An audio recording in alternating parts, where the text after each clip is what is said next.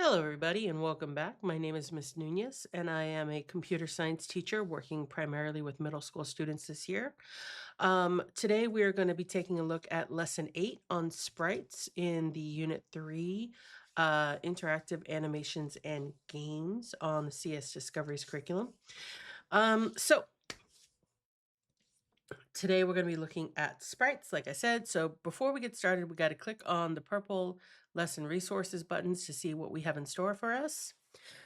We're gonna kind of shift gears a little bit. So it says lesson 8 sprites.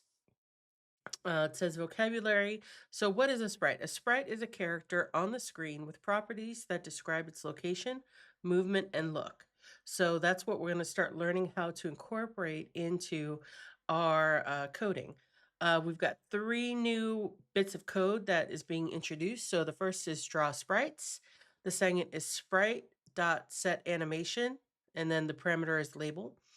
And then we have a variable sprite, gets, create sprite, with our X, Y, W, and H. So our X axis, Y axis, width, and height. We got 2 videos that I'm not going to watch with you, but you can watch on your own. And then we have our levels, and this is what we're actually going to be working on.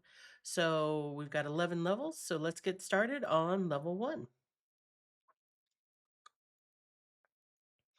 All right, so it says predict. The code below introduces 3 new blocks you haven't seen before: create sprite, set animation, and draw sprites. Throughout this lesson, we'll learn more about how these blocks work. So do this: read the code below and try to predict what will happen on the screen. Write your predictions in the box, then press run button to see what happens. Optional, come up with 1 to 2 what if questions that you wonder about the code. For example, what if draw sprites was used at the top of the code instead of at the bottom? Ooh, interesting.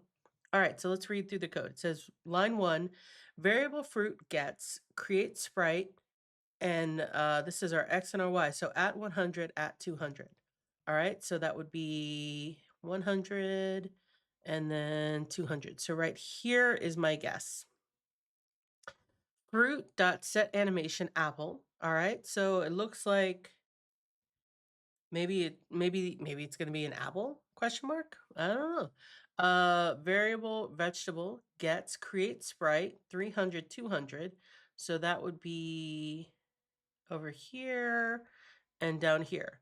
All right, so we're gonna have a vegetable over here. We're gonna have a fruit over here. Um, Vegetable set animation carrot and then draw sprites. Okay, so what do I think is going to happen? I believe there will be 2 sprites on the screen, 1 fruit and 1 vegetable.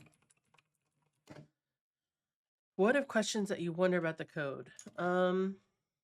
What if the parameter we set on lines 2 and 4 change the type of fruits we see? Or is this just how the fruit might act or be animated? So there we go. Got there.